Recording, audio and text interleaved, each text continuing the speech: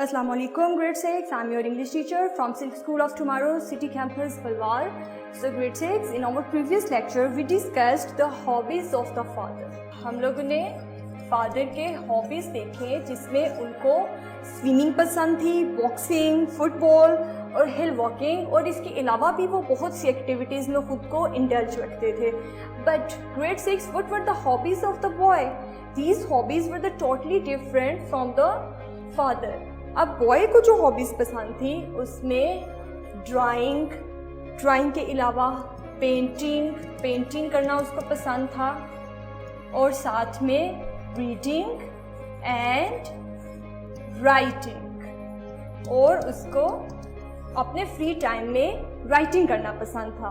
अब ये जो सारे हॉबीज़ थे, drawing, painting, reading and writing, these hobbies were totally different from the hobbies of his father.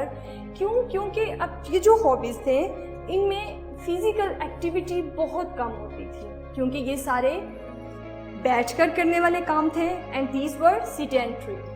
sedentary किसको बोलते हैं? जो सुस्त होते हैं. sedentary क्यों थे? because these were not physical. इनमें फिजिकल एक्टिविटी बहुत कम होती थी. And that is why his father despised these hobbies. उसके जो फादर थे बॉय के, despised these hobbies. ठीक है, उनको ये हॉबीज़ पसंद नहीं थे, because these hobbies were not physical. क्योंकि इनमें फिजिकल एक्टिविटी बहुत कम होती थी. Now grade 6, open your books, page number 10. Page number 10 पे your paragraph number 9. Book reading start करते हैं. What you may ask. What क्या? You may ask, आप पूछ सकते हैं. Was his only son, उसका सिर्फ एक ही बेटा. Indeed only child, दर हकीकत एक बच्चा था. Doing when all this activity was taking place, क्या करता था जब ये सारी सरगर्मियाँ रोनुमा होती थी. ठीक है. I was indulging, मैं मसरूफ़ होता था. In the hobbies, उन मशागिल में. Which I enjoyed, जिनसे मैं लुत्फ़ अंदोज़ होता था. These were sedentary, ये सुस्त थे. And thus diametrically opposed, और बिल्कुल मुख्तलिफ थे to those of my active father, मेरे चाको चबंद वालिद से बिल्कुल मुख्तलिफ थे. I love drawing, मुझे नक्शाकशी, पेंटिंग, रंग अमेज़ी, रीडिंग पढ़ाई एंड राइटिंग लिखाई पसंद थी. Admirable काबिल तारीफ थे. Early pursuit for one was to become an artist and art critic. ये उसके लिए काबिल तारीफ थे जो कि मुतलाशी थे क्या बनने के लिए? एक मुसव्वर बनने के लिए, एंड आर्ट क्रिटिक, और मुसव्वर निकात बनने के लिए, निकात बनने के जो मुतलाशी थे. As I have, जैसा कि मैं हूँ, but pursue which did not endure to my father, लेकिन ये सारे मेरे वालिद को पसंद नहीं थे. I was indeed, मैं दर हकीकत था, a disappointment, एक मायूसी था to him, उनके लिए. He despised, वो नफरत करते थे. The kind of the activities, उन सरगर्मियों से which I enjoyed, जिनसे मैं लुत्फ़अंदोज़ होता था. And he had to face, और उनको सामना करना पड़ता था. The fact, इस सच्चाई का, that a strong fit man, कि एक मजबूत सेहतमंद आदमी, like himself, उन जैसा, had somehow, किसी न किसी तरह था. fathered होता है परवरिश की. a weakly child, एक कमज़ोर बच्चे की. was often ill, जो कि अक्सर बीमार रहता था.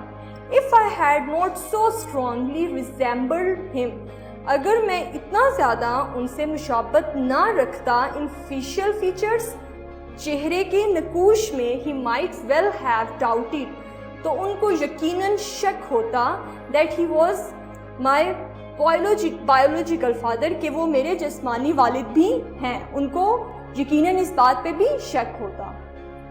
Okay grade 6, now we have done our book reading. This is your translation. Translation का वे आप लोगों को पहले भी मैं बता चुकी हूँ कि पहले word to word meanings right करेंगे. word to word meanings right करते हैं. I का क्या मीनिंग होता है? मैं, indeed दर हकीकत, एक, disappointment मायूसी, to him उनके लिए. Okay, grade 6. Now we will write the translation of full sentence. मैं दर हकीकत उनके लिए मायूसी था। बाकी पैराग्राफ्स की ट्रांसलेशन भी आप ऐसे ही राइट करेंगे जो कि आपके होमवर्क के लिए है। Now open your workbooks, page number 8। Page number पे again here is your abstract noun। abstract noun का जैसे कि मैंने आपको बताया था कि वो वाले नाउन्स जिनको हम अपनी 5 सेंसेस के थ्रू परसीव नहीं कर सकते, जो कि हमें नज़र नहीं आते। Words are given in blue box. इसमें वर्ड्स दिए गए हैं जो कि हमने करेक्ट वर्ड्स को करेक्ट सेंटेंस में राइट करना है और ब्लैंक्स को फिल करना है। Number 1, lemons have a very sour. Lemons का बहुत सावर क्या होता है, बहुत खट्टा क्या होता है? यहाँ से देखिए कौन सा वर्ड होगा? Sorrow, energy, excitement, quarrel, strength, attention, fear, worry, trust, taste, decision, intelligence. अब इस वर्ड्स में, इन सारे वर्ड्स में से कौन सा वर्ड यहाँ पर लगेगा? Very good, taste. Taste write कर लें यहाँ पर फर्स्ट ब्लैंक में। Number 2, I felt deep dash when my pet died. मुझे बहुत ज़्यादा क्या महसूस हुआ जब मेरा पेट मर गया? क्या महसूस हुआ? Sorrow, very good, sorrow write कर लें। सेकंड ब्लैंक में number 3, pay dash to what the teacher is saying. क्या पे करें? जो टीचर कह रहे हैं उसकी तरफ क्या पे करनी चाहिए? अटेंशन पे करनी चाहिए। वेरी गुड, अटेंशन राइट कर लें। Number 4, the two girls have had a dash and are not speaking to each other. दो लड़कियों के दरमियान क्या हो गया कि अब वो एक दूसरे से बात भी नहीं कर रही हैं? क्या हुआ? quarrel, झगड़ा हुआ। राइट कर लें इसको। Number 5, you will use up a lot of dash doing a cross country race। कि आपको बहुत ज़्यादा क्या यूज़ करनी पड़ेगी रेस जीतने के लिए?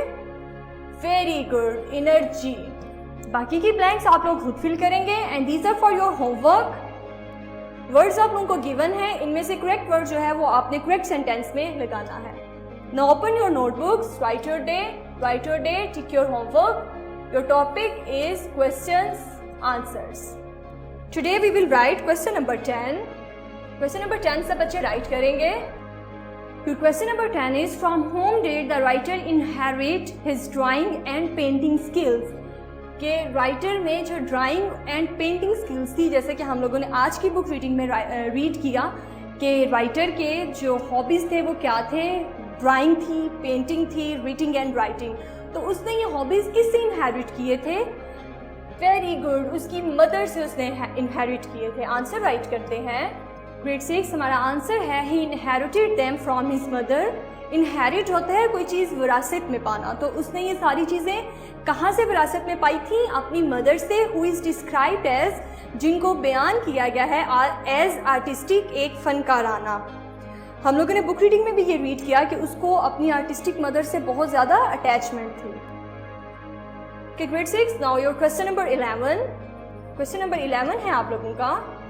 Grade 6, your question number 11 is, do you think the father was right? क्या आपको लगता है कि फादर जो थे वो ठीक थे? To despise his son, इस मामले में कि वो अपने बेटे से नफरत करते थे। Give reason of your answer, अपने आंसर की रीज़न भी बयान करें। आंसर राइट करते हैं। Again maintain your page, take your homework and write your topic, that is your questions answers. Now write your answer. Grade 6 आपका आंसर है no, he should not have despised, नहीं उसको उससे नफरत नहीं करनी चाहिए थी, हिज सन, अपने बेटे से, बिकॉज क्योंकि he enjoyed doing different things, क्योंकि वो इंजॉय करता था मुख्तलिफ चीज़ें करने में। Grade 6 now we have done our homework. आप लोग इसको नीटली राइट करेंगे और राइट करने के बाद लर्न करके आप रफ रजिस्टर्स पर प्रैक्टिस भी करेंगे। ग्रेड 6 खुदा हाफिज़।